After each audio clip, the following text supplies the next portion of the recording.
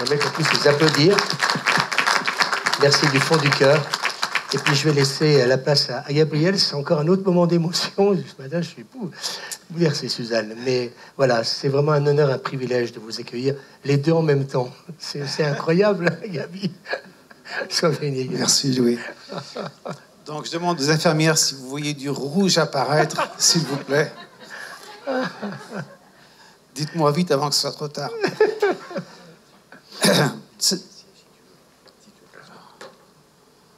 Merci. Baisser un peu le pupitre, non? Je vais le baisser un peu, non? Baisser un peu, ouais. Ça va comme ça? Baisser, ouais. Ah, d'accord. Voilà, c'est quand même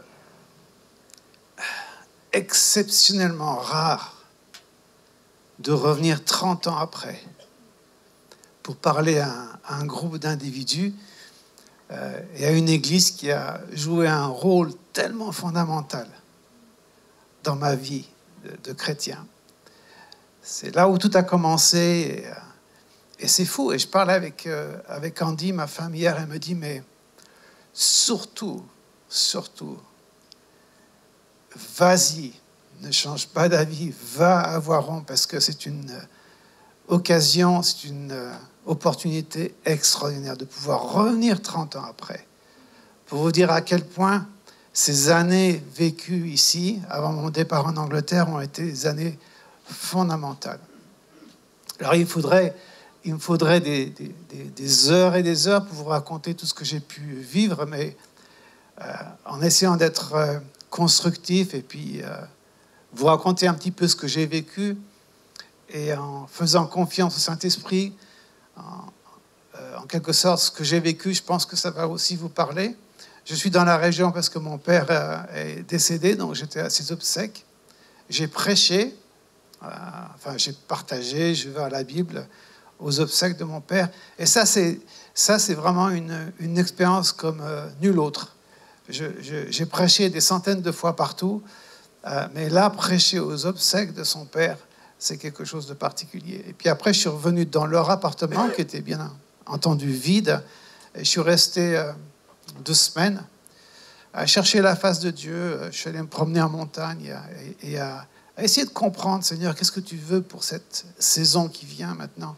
Et j'ai compris des choses sur le deuil. J'ai compris, par exemple, que le Saint-Esprit me disait, mais quand tu fais le deuil de quelqu'un, tu ne fais pas le deuil de la personne qui vient de mourir. Tu fais le deuil de toute sa vie. Et donc, je me suis remis à chose qui n'est pas toujours facile à faire, mais j'ai retrouvé toutes les photos qu'il y avait dans la chambre de mes parents et j'ai pris des photos avec mon iPhone, j'ai préparé ça parce que je voulais immortaliser toute leur vie. Et j'ai aimé mon père comme je n'ai jamais aimé avant. Parce que j'ai vu le fil de son histoire. J'ai compris sa douleur. J'ai compris ses sacrifices. Et ça m'a fait un bien fou. Et j'ai vécu un temps très, très fort avec le Seigneur. Mais il y a 2 ou 3 choses que j'aimerais partager avec vous qui ont toujours été le fondement de ma vie, on va dire, de chrétien. Il y a un texte qu'on trouve dans le 2e livre des Rois, au chapitre 4. C'est une femme qui s'appelle la Sunamite. Ça vous dit quelque chose, ceux qui sont de bons étudiants de la parole de Dieu? Et cette Sunamite, elle voit un homme, un prophète, donc le prophète Élie, qui passe régulièrement chez eux, et qui mange avec eux. Et puis elle va dire à son mari, elle va dire ceci, elle va dire, je sais que cet homme-là qui passe est un saint homme de Dieu. Vous vous souvenez de ce texte? Elle va dire à son mari, faisons une chambre pour lui. On va mettre un lit, une table, une chaise, une lampe, pour que quand il vienne chez nous, il puisse s'y installer. Ce qui est important, c'est que cette femme a reconnu la présence de Dieu chez cet homme. Et elle voulait que cette présence-là reste chez elle. Et ça me parle beaucoup. Ça me parle beaucoup parce que c'est peut-être pas un individu, c'est peut-être une situation, c'est peut-être faire quelque chose de particulier, c'est peut-être écouter de la musique, c'est peut-être autre chose. Mais quelle que soit la chose que tu fais, que tu peux faire, qui amène la présence de Dieu ou qui te fait ressentir la présence de Dieu, cultive cette chose-là. Parce que la présence de Dieu, c'est la chose la plus fondamentale. c'est la chose la plus importante. Quand il y a la présence de Dieu, Amen. tout le reste n'est pas important, parce qu'il est là. Cette femme n'a pas dit, il me semble qu'elle dit, je sais que cet homme est un saint homme de Dieu. Elle voulait cette présence chez elle. Alors, c'est peut-être pas quelqu'un, je ne suis pas en train de te dire qu'il faut que tu construises un garage ou une pièce pour quelqu'un que tu connais, que tu aimes. Peut-être que c'est ça, je ne sais pas. Mais il y a quelque chose que tu sais, que tu fais. Et quand tu fais cette chose-là, la présence de Dieu, elle vient. Pour moi, par exemple, c'est aller me balader en forêt. Dans le silence, entendre le vent dans les arbres. Il y a une époque, quand j'étais dans le coin, j'allais à Currières en Chartreuse. En fait, c'est Louis qui m'avait donné cette idée-là. On était là ensemble. Et pour moi, c'était complètement nouveau. Le silence. Mais dans le silence, il y a Dieu aussi. Et je me suis régalé. Et depuis ce jour-là, j'ai cultivé ces choses-là. Chercher la présence de Dieu. Savoir, j'appelle ça les portails. Tu as un portail, tu as des portails, tu as des situations, des choses que tu fais. Et tu sais que quand tu les fais, tu sens la présence de Dieu. Fais ces choses-là. Parce que l'ennemi fera tout ce qu'il peut. Même te faire saigner du nez s'il faut. Pour que tu ne rentres pas dans cette présence-là. Le reste, peu importe, mais si tu es dans la présence de Dieu, il fera tout ce qu'il peut pour t'en empêcher. Et donc cette femme a dit, je sais que cet homme-là est un saint homme de Dieu. Et cette présence qu'il y a en lui, je la veux chez moi. C'est ça en fait qu'elle a dit à son mari. Elle avait cette sensibilité-là. Donc ça, c'est une chose que j'aime faire, j'aime cultiver, j'aime découvrir, j'aime passer du temps avec le Seigneur comme tu le fais toi. J'ai réalisé aussi dans ce texte où Jésus dit, lorsque tu pries, rentre dans ta chambre. Et dans ce lieu secret, écoutez bien, ton Père qui voit ce qui est fait dans le secret, pas ce qui est dit, ce qui est fait. Parce qu'après, il va dire, ne multipliez pas les paroles, il sait très bien ce dont vous avez besoin. Donc, en d'autres termes, c'est la véritable prière, c'est toute ta vie, c'est tout ce que tu fais. Ça, quand tu rentres dans la présence de Dieu, tu viens et tu te laisses scanner par sa présence. Et ensuite tu parles, ensuite tu lui dis, ensuite tu l'écoutes. La présence de Dieu à cultiver. L'autre chose qui, pour moi, a de l'importance, beaucoup d'importance en ce moment, et qui peut-être a de l'importance pour toi aussi. Un texte qu'on trouve dans 1 Roi 17, où le prophète Élie va aller confronter le méchant roi Akab et sa femme Jézabel. Il va dire, il n'y aura plus d'eau pendant 3 ans et demi, pas d'eau et pas de pluie et pas de rosée. Et puis après, l'Éternel va dire, va te cacher près du torrent du Kérit. Et là, j'enverrai les corbeaux pour te nourrir et tu boiras de l'eau du torrent. Ce texte a été important. Je ne sais pas si ma femme en a parlé. Peut-être qu'elle en a parlé à une époque ici. Pourquoi ce texte est important? Parce que lorsque nous étions avec ma femme à Nottingham, donc j'étais dans le staff en fait, de l'équipe de l'église. Donc j'étais co-directeur de l'école biblique et ma femme était enseignante. En France, on dit maîtresse des écoles. Et à un moment, elle se réveille un matin, elle me dit, j'ai la conviction que le Seigneur me dit, arrêtez vos provisions naturelles et j'enverrai les corbeaux. Et je lui ai dit, mais comment est-ce que tu comprends ce texte-là? Parce que moi, ça commençait à m'inquiéter. Elle me dit, je le comprends, c'est qu'il faut qu'on arrête tout et qu'on se laisse conduire par le Saint-Esprit. Et donc, on l'a fait. Donc, elle a donné sa démission. Moi, j'ai donné ma démission de l'école biblique. Et puis, on est parti à Annecy. On est monté au Semnoz, une montagne à Annecy. On est monté tout en haut. On se baladait, on priait, on méditait. Et quand on est arrivé tout en haut, on s'est assis sur un banc et ma femme me dit, est-ce que tu réalises qu'à partir de ce mois-ci, il n'y a plus de salaire qui tombe? Ça, c'est très féminin comme pensée. Je dis, oui. Elle dit, mais c'est inquiétant, non, tu ne crois pas? Je dis, ben non, si c'est lui qui l'a dit. Il a dit qu'il fallait qu'on croie. Et à ce moment-là, il y a 2 corbeaux qui sont sortis de dessous le feuillage et qui ont tourné autour de nous. Et qui savent ce que les corbeaux disent? Crois, crois, crois, crois. Et on a su que le Seigneur nous parlait. Et à partir de ce moment-là, on a vécu comme ça, comme on dit par la foi, et il n'y en a jamais manqué de quoi que ce soit. Le Seigneur a pris soin de nous. L'Éternel envoie ce prophète vers ce torrent et il lui a dit, les corbeaux te nourriront et tu boiras de l'eau du torrent. Mais la Bible dit ceci, qu'au bout d'un certain temps, le torrent fut à sec. Et ça, c'est très important. Très, très important. Pourquoi c'est très important? Parce que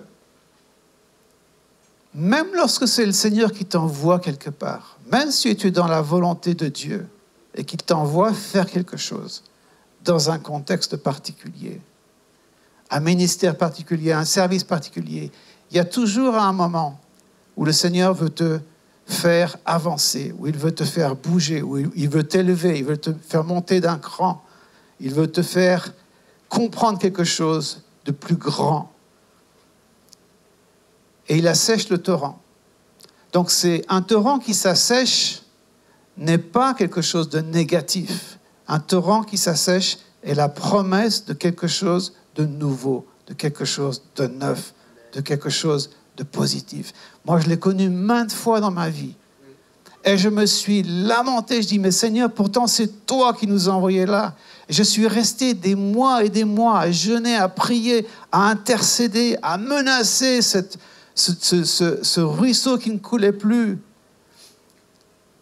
En disant, tu couleras au nom de Jésus. Et le ruisseau n'a pas coulé. Pourquoi? Parce qu'il fallait aller ailleurs. Il fallait bouger. Il fallait changer. Il fallait s'élever. Donc peut-être que tu es dans cette situation. Je ne parle surtout pas de quitter une église. Ça, c'est autre chose. Ça, c'est un autre domaine. Je ne parle pas de ça. Du tout. Mais je parle des saisons dans le Seigneur. On a tous des saisons. Tous des saisons. Il y a toujours un moment où il y a quelque chose qui s'arrête et quelque chose d'autre commence. Moi, je me souviens, comme si j'étais hier, de la saison de la chapelle de la grâce. Aujourd'hui, je viens ici, c'est une autre saison. Et c'est beau. Pourtant, je l'aimais bien cette chapelle. Mais je préfère ici. Pourquoi? Pourquoi je préfère ici? Parce que c'est votre saison. C'est la nouvelle saison. C'est ce que Dieu a pour vous aujourd'hui. On peut être très nostalgique. Mais la nostalgie, ce n'est pas toujours la spiritualité. C'est d'avoir l'intelligence des temps, la compréhension des temps, savoir ce que Dieu nous demande de faire, comprendre ce qu'il veut que nous fassions. Si le torrent s'assèche dans ta vie, peut-être que c'est un travail qui s'assèche, peut-être que tout à coup, tu es au chômage, tout à coup, ton patron, ta patronne te dit, écoutez, on n'a plus besoin de vous, et tu te lamentes, mais tu as oublié que pendant longtemps, tu as prié, tu as dit, Seigneur, je veux que tu m'utilises. Le problème, c'est que tu ne veux pas quitter ton travail, donc qu'est-ce qu'il fait? Il assèche le ruisseau. Le Seigneur est bon. Tout ce qu'il fait, il le fait parce qu'il est bon avec nous. Il veut le meilleur pour chacun d'entre nous. Ouais? Ça te parle? Si le torrent s'assèche, c'est qu'il y a autre chose pour toi.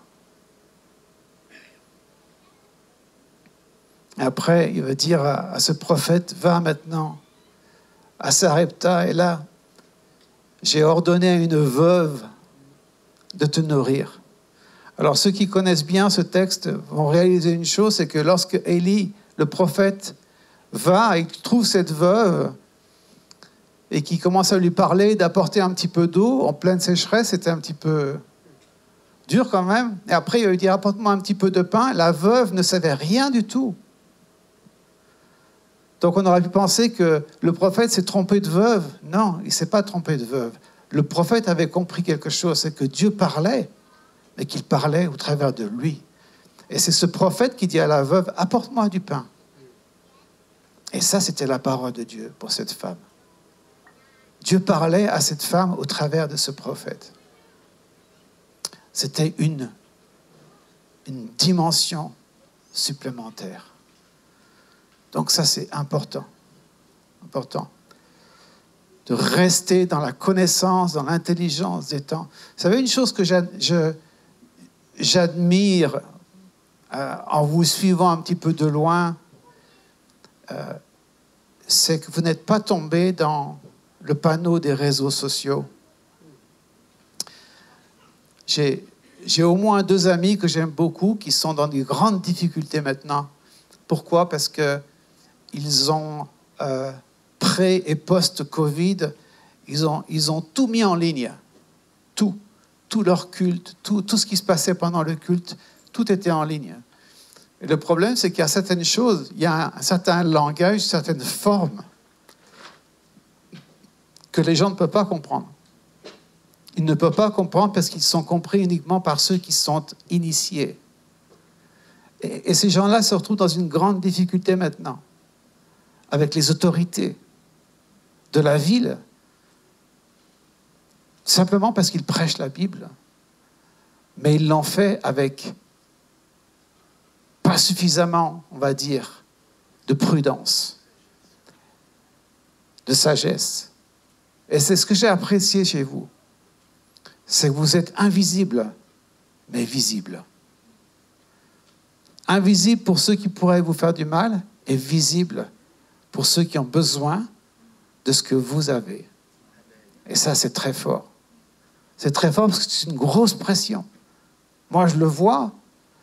Là où je vais, et quelquefois, je suis obligé de dire, je viens, mais je ne veux pas être...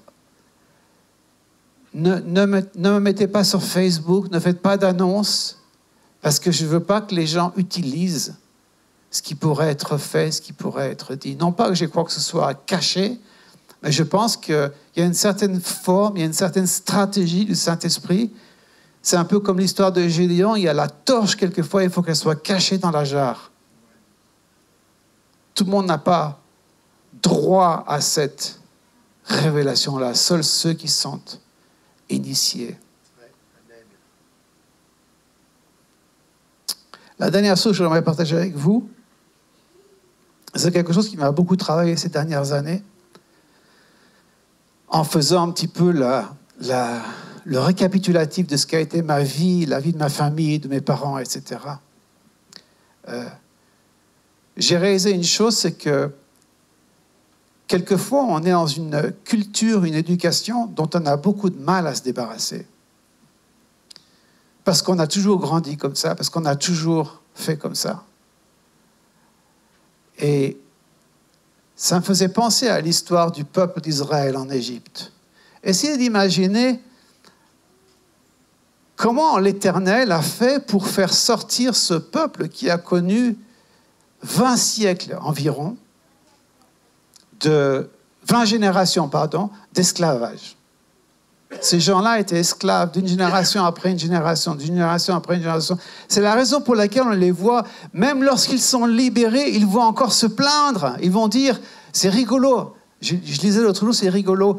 Ils vont jusqu'à dire à Moïse, mais quand on mangeait des poireaux, des oignons, des melons en Égypte, on a envie de leur dire, mais bande d'ânes, vous étiez esclaves en Égypte. Mais pourquoi ça leur manquait autant? Parce qu'ils étaient...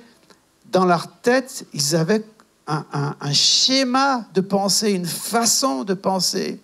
Ils étaient libres, mais ils étaient esclaves dans leur tête.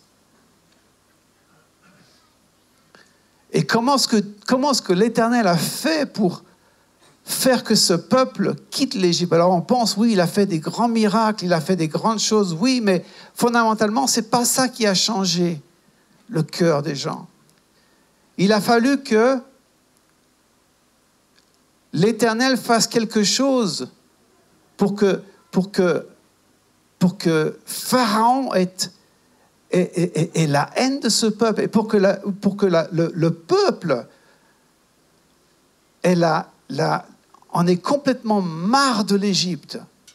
Et sa stratégie, c'est des briques mais sans paille. Des briques mais sans paille. Sans paille. C'est à ce moment-là, uniquement à ce moment-là, lorsqu'il a été question de faire des briques mais sans paille, c'est à ce moment-là où le peuple d'Israël a commencé à dire c'est plus possible. Et c'est à ce moment-là qu'il y a quelque chose qui a commencé à se casser en eux. Et ce qui a commencé à se casser, c'est on ne peut plus vivre comme ça, on ne peut plus continuer à vivre comme ça. Et je disais à quelqu'un dernièrement, si tu as besoin de plus de problèmes pour réaliser que tu as un problème, c'est que tu t'es habitué à vivre avec ton problème.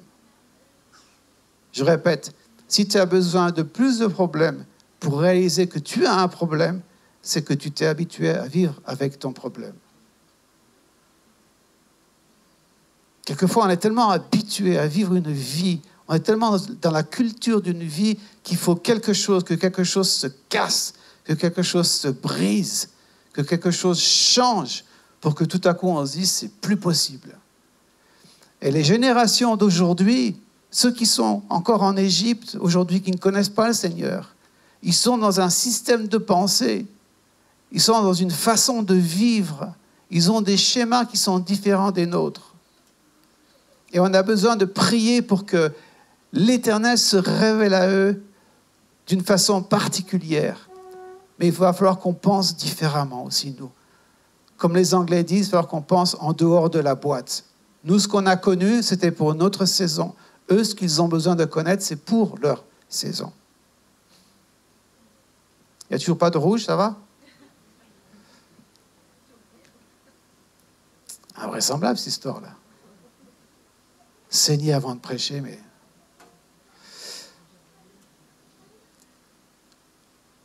Celle-là, je pourrais la raconter.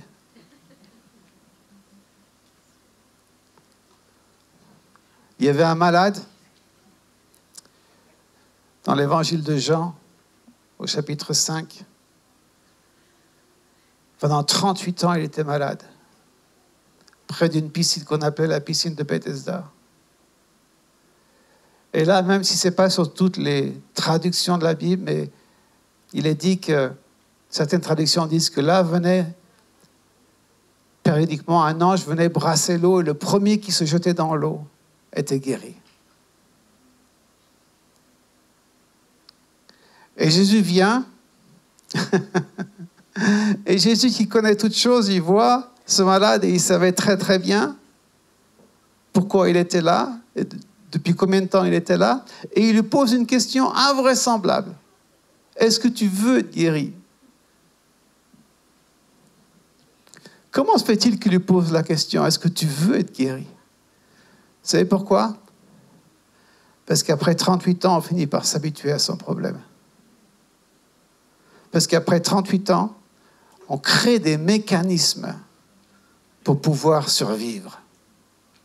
C'est ce qu'a fait le peuple d'Israël en Égypte. Pendant 38 ans, on crée des mécanismes. Quelqu'un leur venait le matin, il faisait la manche, il rentrait, mais chaque fois que l'eau était brassée, il n'était jamais le premier. Et il lui pose la question aussi. Lorsque Jésus pose une question, ce n'est pas qu'il a besoin d'être renseigné. Il pose une question parce qu'il ne pose pas la question pour lui, il pose la question pour celui à qui il pose la question. Veux-tu être guéri? La première chose que le malade dit, c'est d'accuser les autres. Je n'ai personne pour me jeter dans l'eau. Et chaque fois que j'essaie d'y aller, quelqu'un y va à ma place. En d'autres termes, si je ne suis pas guéri, c'est à cause d'eux. Et là, Jésus fait quelque chose, dit quelque chose d'extraordinaire. Il lui dit, prends ton lit et marche. Et nous lisons ça comme si c'était naturel. C'est quand la dernière fois que tu as pris ton lit le matin pour aller travailler? Prends ton lit et marche, ça veut dire quoi? Prends les circonstances. Ce lit qui t'a porté pendant 38 ans, il faut que toi tu le prennes, il faut que tu changes ta façon de penser. Il faut que tu ne sois plus une victime, mais que tu sois dans la victoire. Tu n'es pas une victime, tu es dans la victoire. Et là, il le fait. Et là, il est guéri. La présence de Dieu.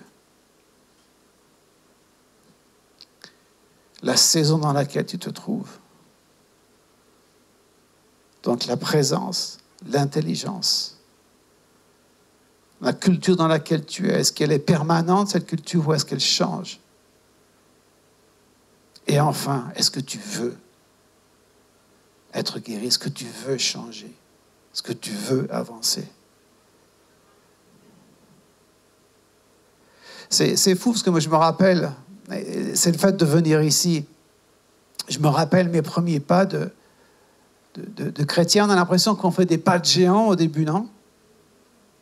Et puis après, quand on commence à prendre un petit peu de l'expérience, qu'on a des kilométrages au compteur de la vie chrétienne, on a l'impression qu'on sait tout. On a l'impression que ça va, qu'on est en vitesse de croisière ou en altitude de croisière. Mais c'est là où il faut avancer. C'est là où c'est le plus difficile. C'est là où on a besoin de gens qui disent « Non, on ne va pas en rester où on en est, on va aller encore plus loin, plus haut. » C'est là où il faut croire. C'est là où il faut croire au réveil. On peut voir les circonstances, on peut voir la société.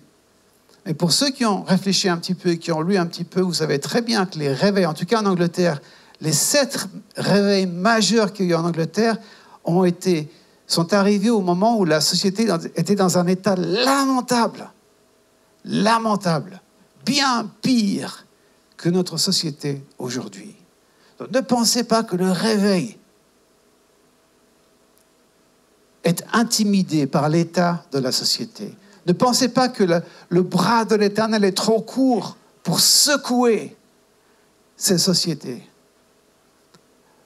Ne pensez pas que c'est impossible. Mon père, 97 ans, a donné sa vie au Seigneur. On a prié pendant des décennies. On était même arrivé à la conclusion, lui, finalement, Seigneur, peut-être que jamais. Mais non, à sa 97e, pendant sa 97e année, il a plié le genou. Il a confessé qu'il était pécheur. Et pas juste un petit peu, ce n'était pas une adhésion. Ce n'était pas où c'est une bonne idée. C'était des flots de larmes. C'était un cœur qui était brisé. Un cœur qui a pris conscience de tout le mal qu'il a fait.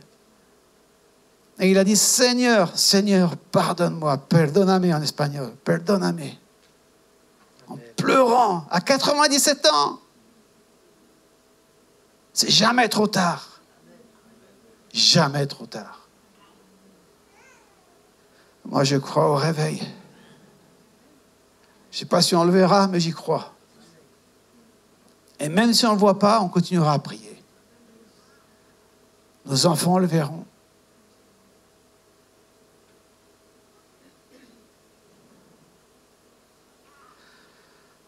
Voilà, ces choses-là que j'ai partagées avec vous sont des choses qui étaient là en moi pendant que j'étais dans cette église. Ce sont des choses qui étaient là en état de graines, de germes, qui étaient prêtes à l'éclosion, qui ont été plantées à ce moment-là. Les moments intenses dans la présence de Dieu, dans une petite maison à Colombes, le samedi soir près du feu, où on se repentait, on priait et on pleurait. On pleurait. On pleurait. Ce n'était pas de l'émotion, c'était vraiment, vraiment on pleurait parce qu'il y avait la présence de Dieu. Ouais, les grands moments de louange qu'on a pu vivre. Ouais. Amen. Et puis après, je suis parti en Angleterre. Et le Seigneur m'a dit, maintenant je vais m'occuper de toi. J'étais plus musicien, j'étais plus rien du tout. J'étais juste un individu.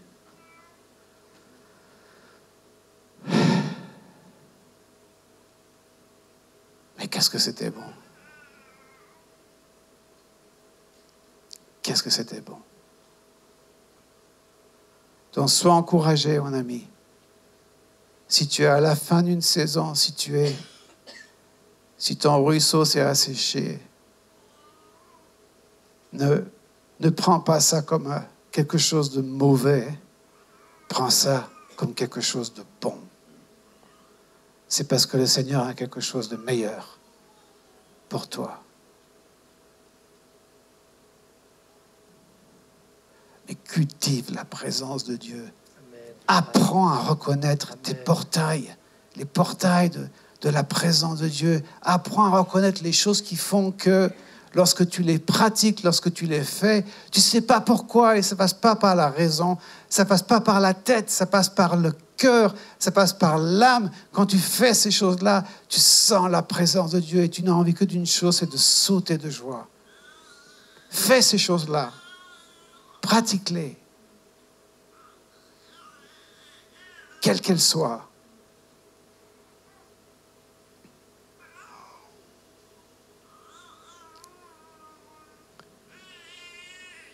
Ne te laisse pas prendre par la vie. Parce que la vie passe vite.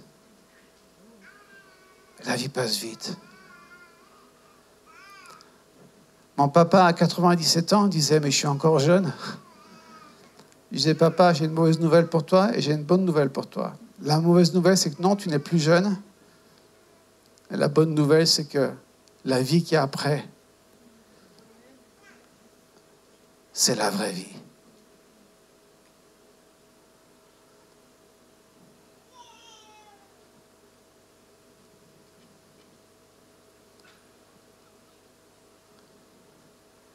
Et j'aimerais juste pouvoir prier, si vous permettez, prier avec vous, prier pour vous.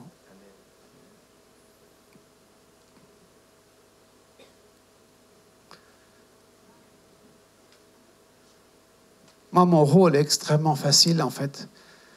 Parce que quand je vais d'une église à une autre, je vais quelque part, après je vais ailleurs, et puis je vais ailleurs. Et les pasteurs restent, en fait. C'est eux qui font le travail. C'est eux les héros, c'est pas moi. Pour moi, c'est facile. Je vais d'un endroit à un autre. Mais Seigneur, je te bénis pour ce lieu. Je te bénis pour cette église. Je te bénis pour ses membres, pour ses âmes, pour ses cœurs. Et je voudrais, comme le disait l'apôtre, comme tu as dit à l'apôtre Paul, tu lui as dit, j'ai un peuple nombreux dans cette ville. Seigneur, nous croyons que tu as un peuple nombreux dans cette ville. Et dans ce peuple nombreux dans cette ville, nombreux sont de ceux qui ne savent même pas, qui ne savent pas encore qu'ils t'appartiennent. Mais toi, tu les vois déjà convertis. Toi, tu les vois déjà en Christ. Bénis cette église. Bénis cette cité de lumière.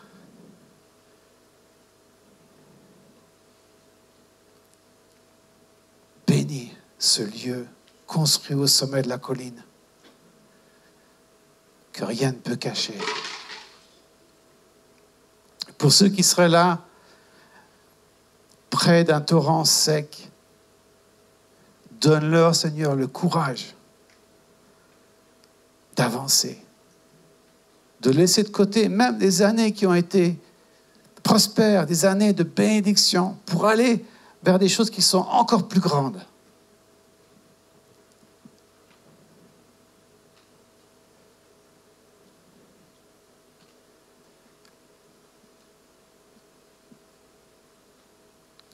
Bénis ce peuple, donne à chacun d'entre nous le souvenir des choses qui font que nous sommes en communion avec toi quand nous le faisons. Que ce soit la lecture de la parole de Dieu, que ce soit le fait de chanter, que ce soit le fait de se promener dans la nature, que ce soit le fait de s'aimer les uns les autres, de manger ensemble, de se retrouver, de parler de toi, quelle que soit les choses que nous faisons. Aide-nous, Seigneur, à pratiquer ces choses-là, afin de sentir ta présence comme jamais, afin d'avancer. Bénis ce lieu. Prions pour une multiplication. Dans une saison tellement difficile, de réseaux sociaux, de l'information qui est tronquée, de l'information qui est mensongère, nous te bénissons parce que nous avons la vérité.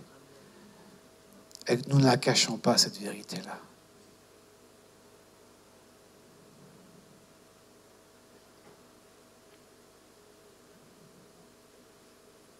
Merci Jésus.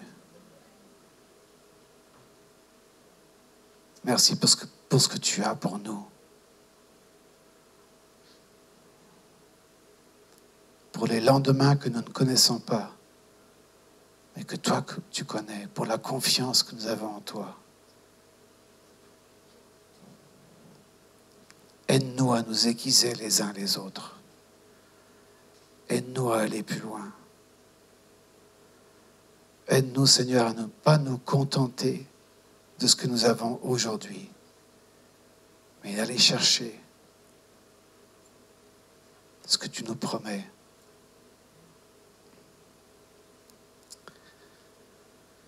Je vais finir avec cette pensée-là qui est dans le cadre de ma prière. Lorsque l'Éternel parle à Moïse de la terre promise, il lui parle des vallées, il lui parle des ruisseaux, des rivières. Il parle aussi des choses qui sont cachées dans la terre, comme le fer, comme le bronze. Et il va dire, tu vas en extraire ces richesses. Il y a des choses cachées dans la terre des individus. Les richesses naturelles sont rarement en surface. Elles sont toujours cachées dans la terre des individus. Donc apprenons à voir en l'autre les richesses que Dieu a cachées à l'intérieur de sa vie. Déjà entre nous. Et ceux qui viendront s'approcher de Christ, que nous apprenions à voir en eux les choses cachées que Dieu a cachées dans leur vie. Les richesses. Le cuivre, le bronze, l'or, les choses cachées, sont rarement à la surface. C'est avec le temps qu'on découvre les choses. Avec le temps, on découvre les gens. Avec le temps, on découvre leur caractère. Avec le temps, on découvre leur talent. Mais ayons ce regard bienveillant et plein de foi. Lorsque je rencontre quelqu'un, la première question que je devrais me poser, c'est celle-ci. Seigneur, qu'est-ce que tu as caché dans cette vie-là? Qu'est-ce que tu as caché qui est à ta gloire? Amen. Merci. Et merci aux infirmières qui ont fait que mon nez n'a plus coulé. Soyez bénis. C'était vraiment une énorme joie pour moi. Vous ne pouvez pas vous imaginer à quel point ça me touche d'être passé vous voir. Et merci Louis et Suzanne pour le privilège de pouvoir partager ces choses-là. C'est très fort pour moi. Merci beaucoup. Merci Gabi. Merci. Merci. Voilà.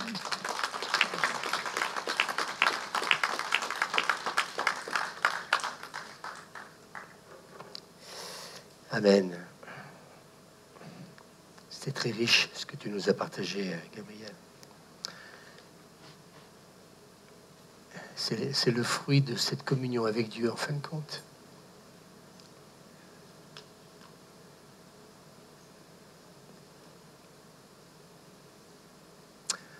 Ouais, j'ai envie de vous dire ce matin, lâchons pas la main du Seigneur. Tous les jours. Ce matin, on partageait des choses avec Gabriel et Jean-Pierre à côté. Et cet été, j'ai beaucoup pensé à ce ministère que nous avons reçu tous, le ministère de la réconciliation. Et on parlait d'un ami commun, bien sûr, on ne donnera pas le nom parce que c'est pas le nom qui importe. Et c'est un garçon qui a tout perdu, qui même a divorcé. Et puis, je disais à mes amis ce matin, compte tenu qu'ils ont gardé un contact avec lui, de lui dire, la prochaine fois que vous l'avez au téléphone, dites-lui qu'avec Suzanne, on l'accueillera les bras grands ouverts. Et je voudrais simplement dire, et on partageait avec nos amis en disant, vous savez, tant que vous êtes en haut de l'affiche, tout le monde vous aime, tout le monde vous réclame. Mais quand quelqu'un chute, je me suis rendu compte depuis des années que malheureusement, les portes se ferment des églises pour ces personnes qui ont chuté. Alors certains me diront, c'est normal. Eh bien moi je dis non. Parce que Jésus n'a jamais rejeté le pécheur. Il a toujours accueilli le repentant. Et pour moi, ce serait un bonheur. Et je leur ai dit, dites-lui, quand vous le reverrez, qu'il peut venir dans cette maison quand il le souhaitera, quand il le voudra. Et je crois qu'on a besoin vraiment de veiller, ce que dit la Bible, que celui qui est debout prenne garde de ne pas tomber. Moi, cet été, ce que j'ai découvert avec Suzanne particulièrement, c'est tant que nous sommes en vie. J'ai bien dit tant que nous sommes en vie. Et Dieu nous a fait la grâce de revoir Gabi et puis Jean-Pierre. Mais peut-être que on ne serait peut-être jamais revus. Mais Dieu nous a fait cette grâce. Et moi, ce que je retiens de ces temps, c'est sachons apprécier. Apprécions-nous les uns les autres. Aimons-nous les uns les autres. Parce que demain ne nous appartient pas. J'aime donner cette histoire d'un voisin qui a déménagé de chez nous, qui pendant 7 ans, donc les 2 garçons ont renié leurs parents. La maman s'est fait couper le pied, on lui a coupé la jambe, et puis il y a un an de cela, même pas un an, 6 mois de ça, elle est décédée. Et les 2 garçons sont venus à l'enterrement. Et aujourd'hui, ils entretiennent une relation extraordinaire avec leur père. Ils l'invitent, ils l'ont emmené en vacances, je le rencontre de temps en temps. Je me dis, mais ces 2 garçons, ils sont passés à côté de quelque chose. Et moi, j'ai à cœur de vous dire ce matin, avec ce que Gabriel nous a dit en parlant de son père, il n'y a pas de parents parfaits, mais s'intéresser à leur histoire et revenir sur leur histoire, moi, je l'ai fait un peu cet été, quant à la nôtre. Et je me suis dit, en fin de compte, il y a eu de très bons moments avec eux. Et il y a peut-être une chose que j'aimerais vous laisser sur le cœur ce matin. Est-ce que votre pasteur, il est plein de nostalgie ce matin? Oui. Quand l'amour de Dieu vous touche, on est encore davantage rempli de nostalgie vis-à-vis des autres. Mais passons pas à côté. La vie est trop courte. Et alors que Gabriel était en train d'apporter la parole de Dieu, il m'est revenu ce texte, vous savez, de l'histoire de la femme adultère. Et puis, Jésus est là, aux côtés de cette femme. Et puis, bien sûr, les religieux de l'époque, or Moïse, dans la loi, nous a ordonné de lapider de telles personnes.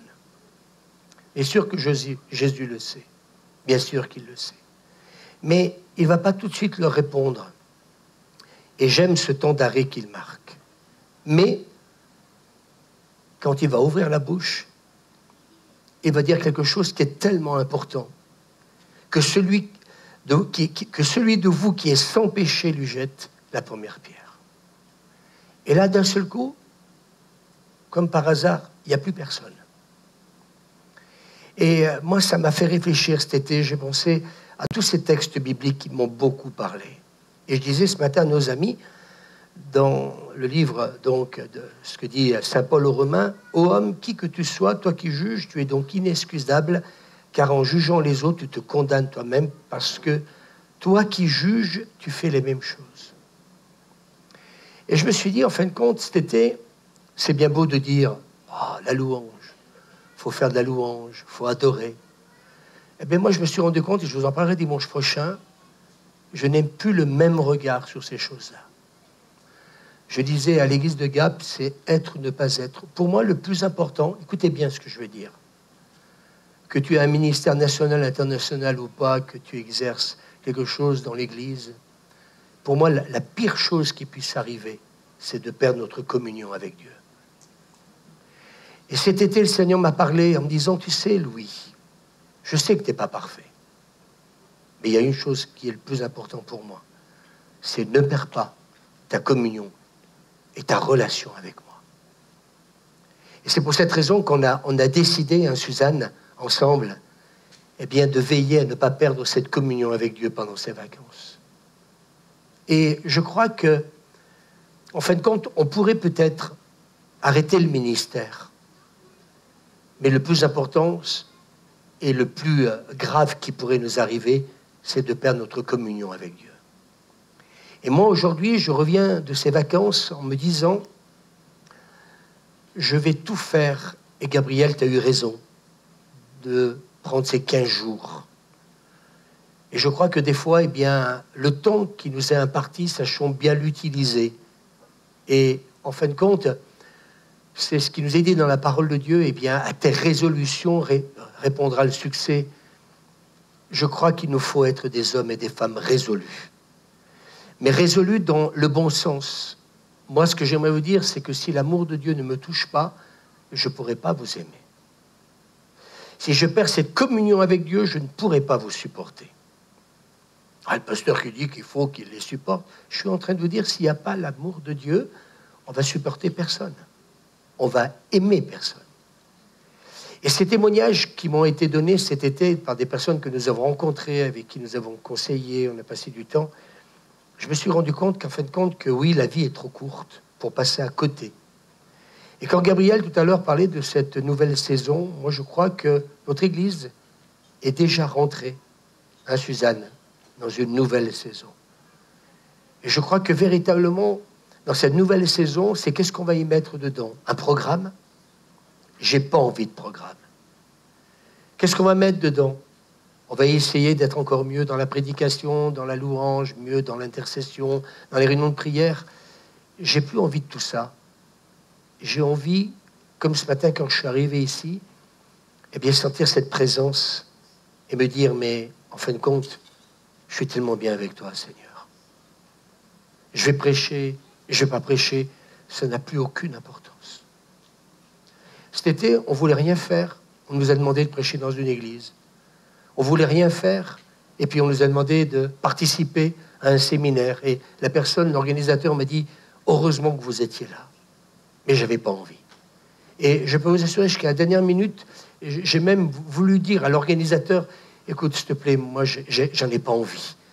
Parce que pour moi, le plus important, c'était ce que j'étais en train de réaliser, c'est perdre ma communion avec Dieu au détriment du ministère. Eh bien, je me suis dit, c'est plus ça que je veux. Ce que je veux, c'est comme disait tout à l'heure Gabi, c'est cette femme a été touchée par cet homme parce que tout simplement, non pas parce qu'il y a eu la multiplication. Et nous, bien sûr, on reconnaît un homme de Dieu par rapport à l'onction, les signes, les miracles. Moi, j'aimerais qu'on soit reconnu par cet amour qui émane de nos cœurs, qui nous vient de Dieu, et qui fait qu'on devient des hommes et des femmes de qualité, des hommes et des femmes. T'es qui, toi, dans l'église? Qu'est-ce que tu fais? Je fais rien dans cette église. Mais par contre, passer un moment avec toi, c'est un moment de qualité, un moment que je ne trouve pas ailleurs. Parce que dans ta bouche, il n'y a que de la grâce.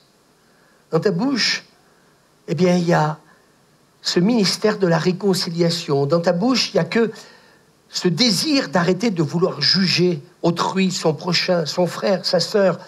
Parce que tout ça, moi, ce que j'ai réalisé pendant ce temps que nous avions avec Dieu, le Seigneur m'a dit, toutes ces petites choses qui paraissent anodines, dans les couloirs, tu pourras me dire ce que tu veux, la présence de Dieu se retire. On va mettre un super groupe de louanges, des super musiciens. Et vous verrez dimanche prochain, vous savez ce que j'ai réalisé, moi, pendant tout cet été, je l'ai partagé avec Gabriel, et puis donc il y a Jean-Pierre, parce que ce sont des hommes de Dieu, ils connaissent leurs paroles, c'est que je crois qu'au milieu de nous, dans nos églises, et Suzanne a dit à Gabriel, oui, quand il dit la vérité, il dit la vérité, il y a beaucoup de louanges vécues avec nos émotions, mais pas dans la dimension de l'esprit. Et cet été, nous avons vécu ce que c'est que la dimension de vivre l'adoration en esprit. Et j'ai réalisé qu'en fin de compte, eh bien, il suffit d'avoir un bon groupe de louanges et on fait danser tout le monde. Et Job vous l'a dit quand il a parlé de l'arche. Il dansait, il sautait. Oh, Dieu était avec nous. Oh là là. Oui, mais quand à un moment donné, eh bien, Dieu a dit, c'est pas comme ça qu'il faut la transporter, et que les deux sont morts, d'un seul coup, il y a eu blanc. Comme et moi, cet été, j'ai réalisé que, en fin de compte, c'est mon âme qui adore Dieu, ou c'est l'esprit qui est en moi, qui me permet de vivre cette adoration en esprit et en vérité. C'est pour cela que j'ai dit tout à l'heure, je ne ferai jamais une doctrine pour celui qui, eh bien, rentre dans la présence de Dieu avec de la musique. Eh bien, si c'est le moyen qui lui permet d'y rentrer, eh bien, qu'il l'utilise, ce moyen. Ce sont des choses merveilleuses que Dieu nous a données. J'aime aussi les moments de silence. Et j'aime être dans sa présence aussi, et aussi parfois l'écouter. Mais j'ai presque à me dire, il n'y a pas de règle. C'est dans l'abondance du cœur. C'est quand il y a la passion qu'alors la différence va se faire dans chacune de nos vies. Et j'ai dit à Gap, moi ce que je veux, c'est pour cette rentrée, c'est pas aspirer à plus d'onction, à plus de puissance, mais de l'aimer encore plus. C'est de l'aimer encore plus. C'est vraiment bénir, vous bénir. Et j'espère de tout mon cœur que à cette rentrée, je serai encore plus buvable.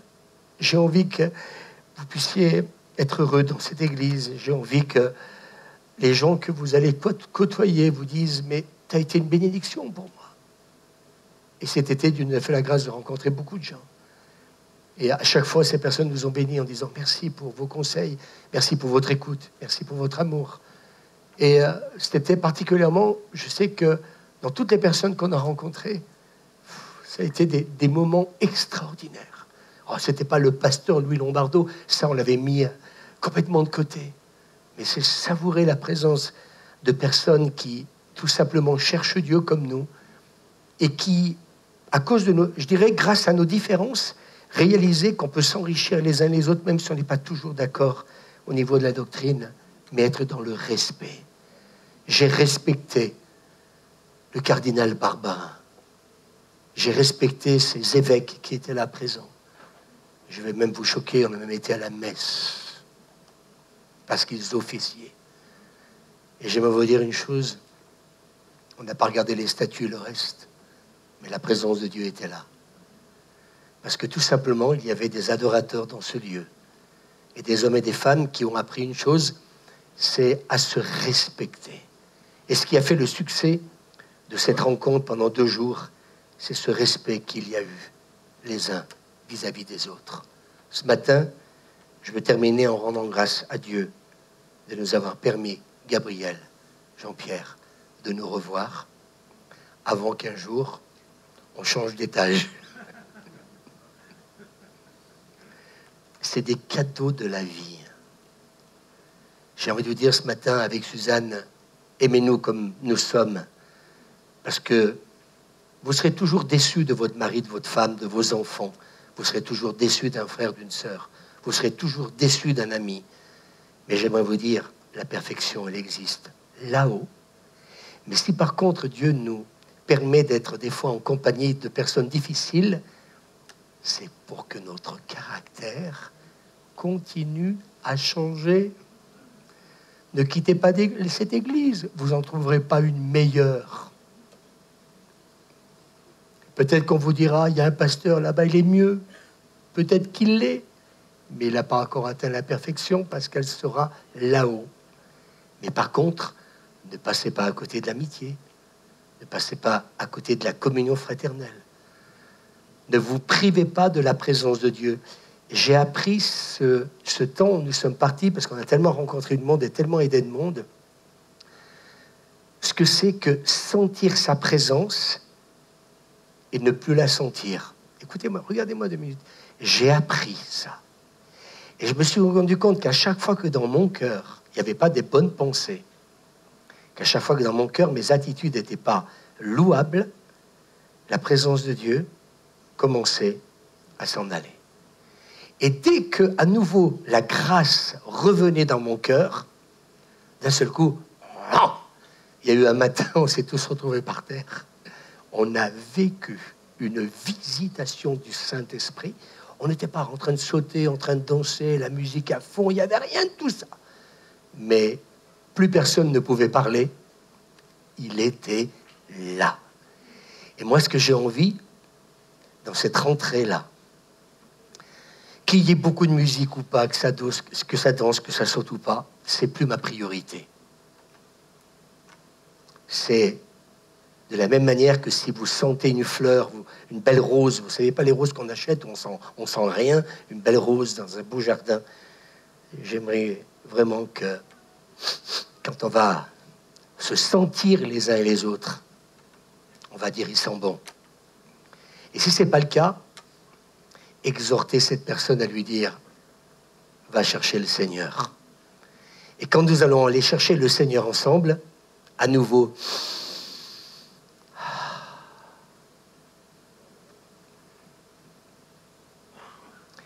je veux sentir Jésus.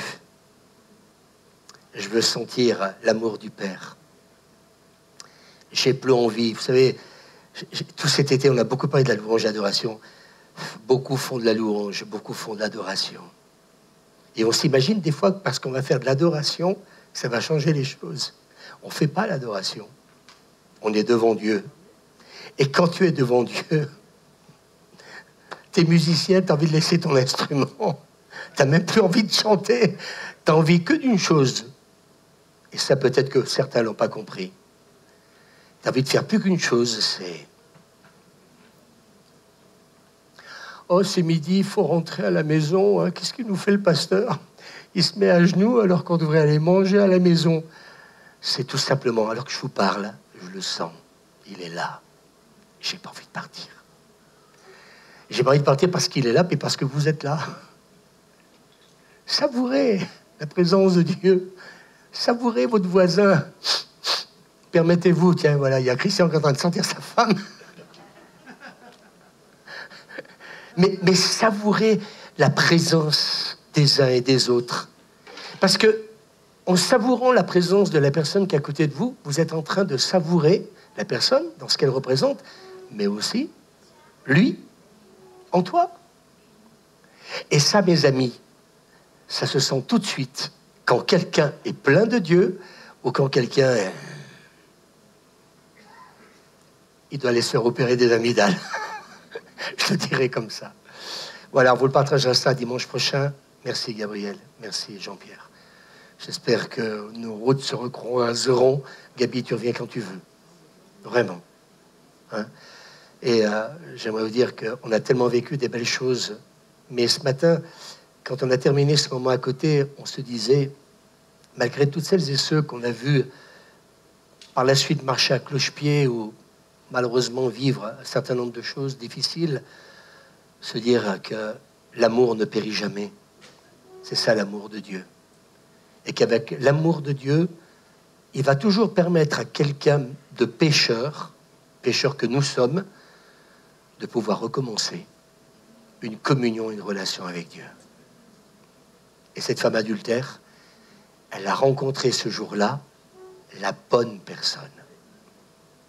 Et moi, je vous exhorte de tout mon cœur, s'il vous plaît, rencontrez des bonnes personnes.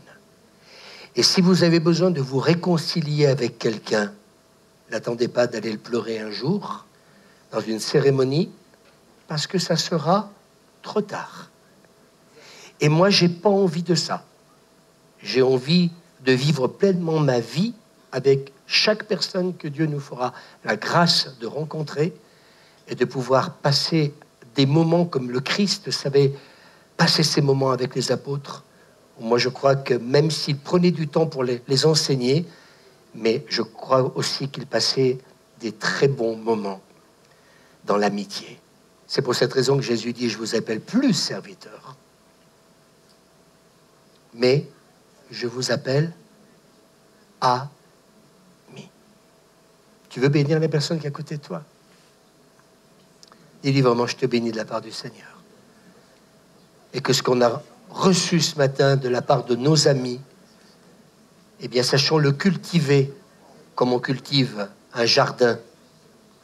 Et sachons l'entretenir, enlever les mauvaises herbes, tout ce qui peut, comment dire, nous pourrir la vie et nous priver de cette communion que Dieu veut au quotidien avec nous, parce qu'il veut passer des moments, eh bien, de nous dire à chacun, quel plaisir j'ai, Raphaël, d'être avec toi.